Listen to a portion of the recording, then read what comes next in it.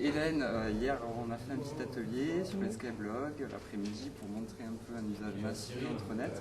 Donc très rapidement, si tu peux nous rappeler les principaux usages qui sont faits des ados sur les Skyblog. Skyblog entendu comme la plateforme la plus utilisée, donc blog d'ados, mais on va parler de Skype. D'accord. Alors moi, ce que j'ai observé en fait dans les entretiens que j'ai réalisés, c'était que, en gros, l'usage principal des Skyblogs, c'est de communiquer avec son groupe de pairs. Mais alors le groupe de pairs, ça peut être à la fois son réseau qu'on connaît déjà, ses amis du collège, du lycée ou ses amis d'enfance, etc. Mais aussi des inconnus. Mais il s'avère que la principale fonction du Skyblog, c'est de communiquer avec ses pairs connus. Donc après, au niveau des contenus, il y a différentes sortes de contenus. Il y a, comme pour tous les blogs d'ailleurs, c'est un contenu à la fois plutôt intime.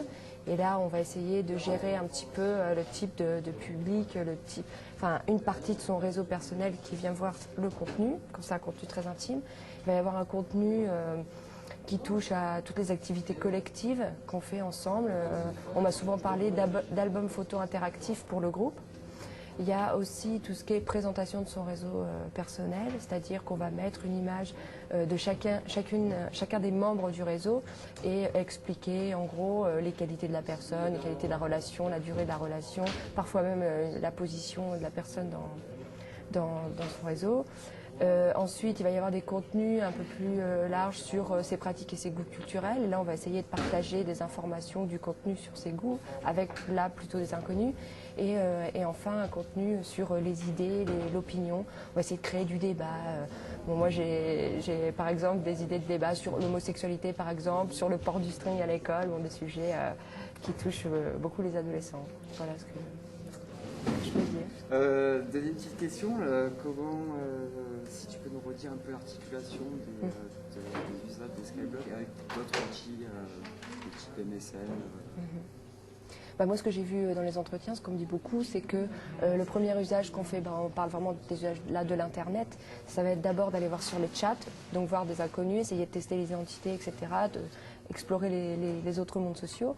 Ensuite, il y a MSN directement, et puis là on parle évidemment avec ses connaissances proches, mais aussi les connaissances de connaissances, les amis d'amis, et puis le blog vient par-dessus ça compléter. Alors en fait les deux usages forts qu'il y a et qui sont complémentaires, c'est MSN et le Skyblog. Donc MSN c'est quelque chose de synchrone, d'instantané et quotidien, alors que le Skyblog c'est asynchrone, c'est plus profond dans le contenu, on va plus raconter sa vie plus profondément, et puis c'est un individu envers son groupe social. La pratique du Skyblog est moins quotidienne, je pense. Le blog en général, on en donne l'image de quelque chose de quotidien, où on va mettre à jour tous les jours. Là, les Skyblogs, c'est plutôt hebdomadaire, ou voire 2 ou 3 fois par semaine. Voilà, à peu près.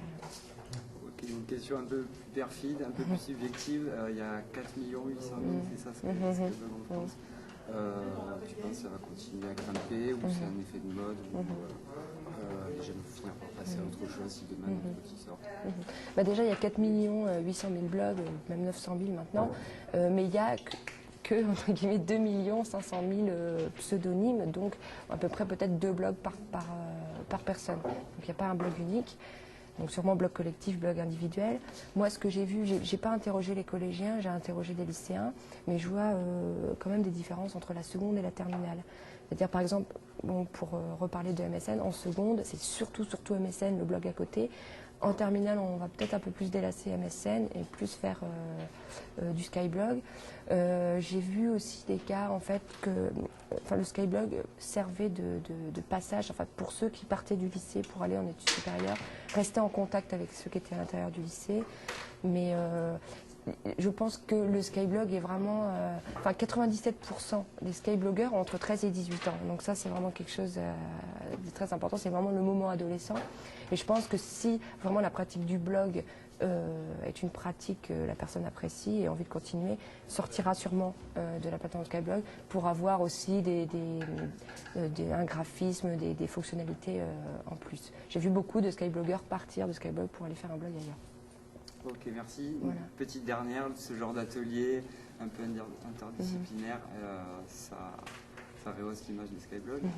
En fait, moi j'avais déjà parlé des blogs, mais pas spécialement des Skyblogs. Mais c'est vrai que là, s'il y a bien une mission que j'ai l'impression d'avoir réussi à accomplir, c'est de casser l'image de violence, transgression, etc. qui est accolée au Skyblog. Et j'ai essayé de montrer qu'il n'y avait pas que ça et que justement la majorité n'était pas ça. Bon, merci pour l'interview et pour ça.